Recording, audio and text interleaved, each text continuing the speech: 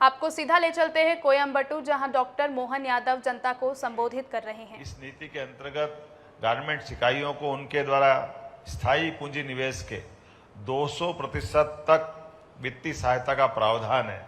मध्य प्रदेश में कामगारों, विशेषकर महिलाओं के लिए सुरक्षित वातावरण है, जिससे उन्हें रात में शिफ्ट करने में कोई परेशानी नहीं आती है। आज हमने 2 MOU किए हैं, जिनसे आप लोगों की खास करके विशेषज्ञता का लाभ लेकर कपास के रकबे और उत्पादकता को और बढ़ाने का कार्य करेंगे।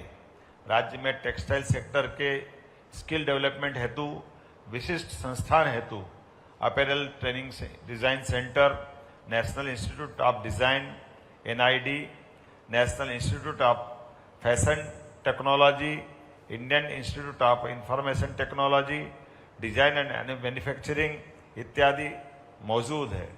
टेक्सटाइल इंडस्ट्री की बदलती जरूरतों के अनुरूप मानव संसाधन तैयार करने के लिए हम प्रदेश के जबलपुर शहर में अति आधुनिक स्किल डेवलपमेंट सेंटर की शुरुआत करने वाले हैं। संपूर्ण प्रदेश में स्किल मैन पावर तैयार करने के लिए तिरुपुर एक्सपोर्ट एसोसिएशन के साथ भी MOU किया है, जो स्किल डेवलपमेंट एवं क्लस्टर डेवलपमेंट को सहायता देगा। मध्य प्रदेश शासन देश में टेक्सटाइल एवं गारमेंट उद्योग को सर्वोत्तम वित्तीय लाभ का पैकेज दे रही है। वित्तीय लाभ प्रदान करने का हमारा ट्रैक भी अत्यंत प्रभावशाली है। कॉटन की उपलब्धता, सस्ती भूमि और आकर्षक वित्तीय लाभों के कारण देश की बड़ी टेक्सटाइल कंपनियां मध्य प्रदेश की ओर आकर्षित हो रही है। Vardhman, trident group, Nahar group, Oswal group आदि कुछ बड़े नाम हैं, जिन्होंने मध्य प्रदेश में अपनी विश्व स्तरीय इकाइयां स्थापित की है। अकेले ट्राइडेंट और वर्धमान ग्रुप ही मध्य प्रदेश में अब तक लगभग 10,000 करोड़ से अधिक का निवेश कर चुके हैं। विश्व की सबसे बड़ी टॉवेल बनाने की इकाई ट्राइडेंट मध्य प्रदेश के बुधनी में स्थापित है। यहाँ प्रतिवर्ष 25 करोड़ टॉवेल बनाते हैं। साथियों, यह हमारे लिए गर्व का विषय है कि तमिलनाडु की तरह मध्य प्रदेश में भी PM मित्रा इंटीग्रेटेड मेगा टेक्सटाइल पार्क को स्वीकृति मिली है। धार जिले में 2100 एकड़ से अधिक भूमि पर स्थापित किए जा रहे PM मित्रा पार्क में वस्त्र उद्योगों के लिए उत्कृष्ट बुनियादी ढांचा, प्लग एंड प्ले सुविधाओं के साथ साथ प्रशिक्षण अनुसंधान सुविधा भी उपलब्ध कराई जाएगी। PM मित्रा पार्क में बिजली एवं पानी में विशेष छूट दी जाएगी। वस्त्र उद्योग इकाइयों को बिजली 4.36 पैसे प्रति यूनिट एवं 25 रुपये प्रति किलो लीटर की दर से जल उपलब्ध कराया जाएगा। आपको जानकर खुशी होगी, इस पार्क की प्रारंभिक चरण में अब तक 6,900 करोड़ रुपए से अधिक के निवेश प्रस्ताव आ चुके हैं। ऑटोमोबाइल, ऑटो कंपोनेंट एवं इलेक्ट्रिक व्हीकल्स का हब बनता मध्य प्रदेश। बात अगर ऑटो इंडस्ट्री की करें तो मध्य प्रदेश में 10 से अधिक OEM तथा 200 से अधिक ऑटो कंपोनेंट निर्माण की उपस्थिति है। राज्य में कमर्शियल व्हीकल निर्माण क्षेत्र में कई कंपनियां कार्यरत है। फलस्वरूप कमर्शियल व्हीकल निर्माण हेतु जरूरी OEM एनसीआर की भी कई सारी छोटी बड़ी इकाइयां हैं। प्रदेश में ऑटो सेक्टर हेतु support infrastructure Indo German tool room Indore, the central farm machinery training and testing institute Budhni में, पीथमपुर में ऑटो क्लस्टर ट्रेनिंग सेंटर एवं ऑटो टेस्टिंग ट्रैक नेटट्रैक्स इत्यादि भी उपलब्ध है। 2000 हेक्टेयर में पीथमपुर ऑटो क्लस्टर में 25,000 लोग कार्यरत हैं। पिछले कुछ समय में ऑटोमोबाइल क्षेत्र में परिदृश्य काफी तेजी से बदला है। विश्व अब पारंपरिक ऊर्जा स्रोतों से चलने वाले इंजन की बजाय इलेक्ट्रिक मोबिलिटी की ओर बढ़ रहा है। ऑटोमोबाइल इंजीनियरिंग, इलेक्ट्रिक व्हीकल्स तथा इलेक्ट्रिक व्हीकल कंपोनेंट हमारे फोकस सेक्टर्स में शामिल है। राज्य शासन शीघ्र ही इलेक्ट्रिक व्हीकल्स हेतु फोकस्ड नीति भी ला रहा है। इलेक्ट्रिक व्हीकल्स निर्माण को प्रोत्साहन देने हेतु राज्य शासन इंदौर के निकट ईवी डेडिकेटेड औद्योगिक क्षेत्र स्थापित कर रहा है। प्रदेश में EV vehicles, commercial and 2 wheelers, 3 wheelers का निर्माण किया जा रहा है। मध्य प्रदेश में संभावना का प्रदेश, हमारे प्रदेश को खनिज संपदा, वन संपदा, जल संपदा, पर्यटन संपदा का भरपूर उपहार मिला है। उद्योगों की स्थापना एवं निवेश के लिए हमारा प्रदेश people friendly, development friendly, environment friendly destination है। देश के हृदय में स्थित होने के कारण प्रदेश की अन्य राज्यों से कनेक्टिविटी अच्छी है। प्रदेश में रेल से लेकर रोड और हवाई परिवहन की भी अच्छी सुविधा उपलब्ध है। प्रदेश के इंडस्ट्रियल कॉरिडोर्स, विभिन्न एक्सप्रेसवे गुजर रहे हैं। प्रदेश में विद्युत सरप्लस स्टेट है। उद्योगों के लिए राज्य में पर्याप्त लैंड बैंक भी है और साथ ही साथ हमारे पास 1.25 लाख एकड़ से भी अधिक लैंड बैंक उपलब्ध है। हमारा प्रदेश क्लीन एवं ग्रीन एनर्जी का भंडार है। प्रदेश में देश में नवकरणीय ऊर्जा के मामले में अग्रणी है। रीवा में सबसे बड़ा सोलर पार्क है। ओमकारेश्वर में सबसे बड़ा फ्लोटिंग सोलर पार्क लगा रहे हैं, जो ESG के प्रावधानों को पूरा करने में सिद्ध होगा।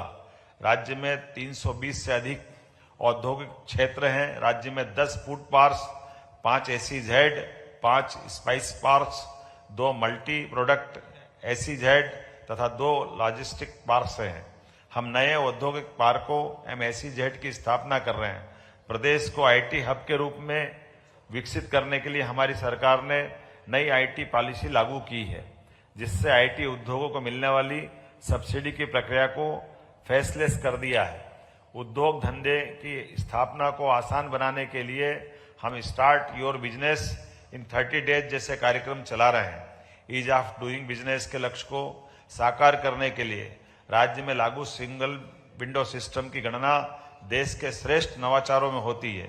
प्रदेश में उद्योगों की सुगमता हेतु single window system invest portal launch किया गया है, जो भारत सरकार के नेशनल सिंगल विंडो सिस्टम के साथ एकीकृत है।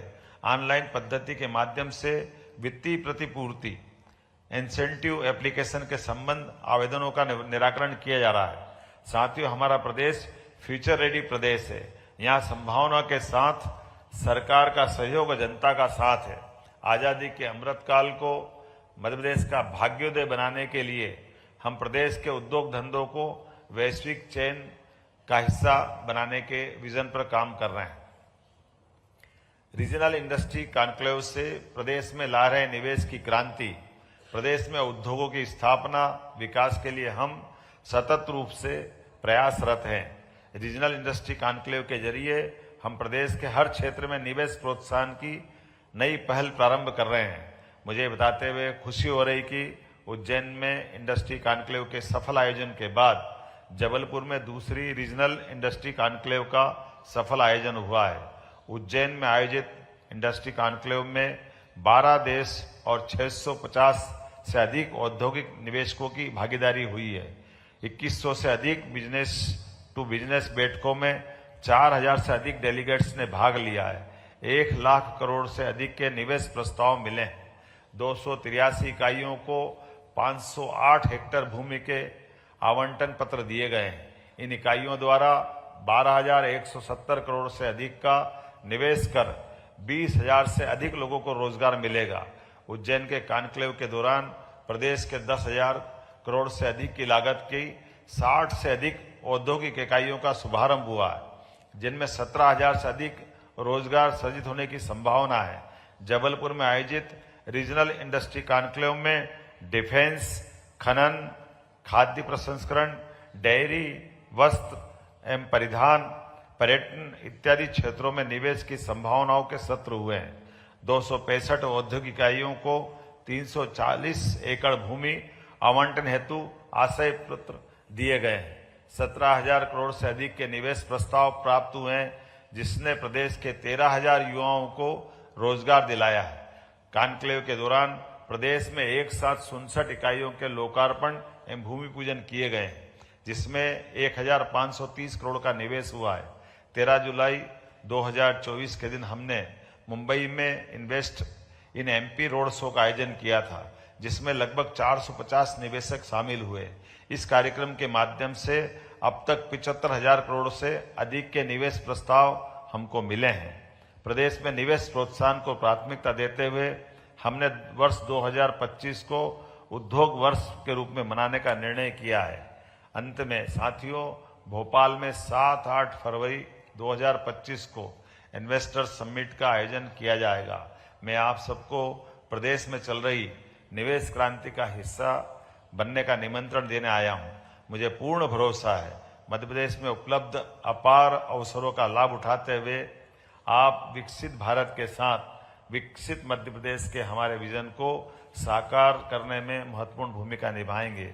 आज यहाँ हमारे साथ doctor Nalla Palani Swami, chairman KMCH hospital, आपका भी मैं स्वागत करता हूँ। इस अवसर Padmashri doctor Shakti Bel, doctor KG Bal Subramaniam, doctor M Manickam, CMD Shakti sugars और राजकुमार जो ऑलरेडी उज्जैन में काम कर रहे हैं, जिनने अपना शेयर हमारे अपने बीच अनुभव बांटे हैं, बेस्ट कॉरपोरेशन, डॉक्टर RV रमनी, शंकर आई हॉस्पिटल, आपका विशेष हमारा मध्य प्रदेश में खासकर इंदौर में हॉस्पिटल से आपका और तमिलनाडु का हमारा रिश्ता और मजबूत हुआ है। आपका भी मैं स्वागत करता हूँ। उपस्थित औद्योगिक संगठन Tiruppur export association, the southern Indian mills association, the south India spinners association, Indian cotton federation, the southern India engineering manufacturing association, apparel export promotions council, Indian texpreneurs federation इत्यादि के साथ बैठ करके आनंद आया। एक मेरी बात का थोड़ा अनुवाद कर देंगे आप जरा? इलैयाराजा, मैं कुछ बोलना चाहूंगा, ये लिखा हुआ पढ़ दिया मैंने अभी। सच में तो हम अतीत की घटना याद करें कि अंग्रेजों ने भारत पे राज्य करने के लिए व्यापार के रास्ते से आगे बढ़े थे। हमारी प्रतिभा अपने देश के अंदर व्यापार व्यवसाय के कारण से एक दूसरे राज्यों के नजदीक आए। ये आज की इन्वेस्टर समिट का बड़ा कारण ये भी है। हम और आप मिलकर के यशस्वी प्रधानमंत्री श्रीमान नरेंद्र मोदी जी के नेतृत्व में देश को दुनिया का नंबर 1 देश बनाने की दिशा में संकल्प लें।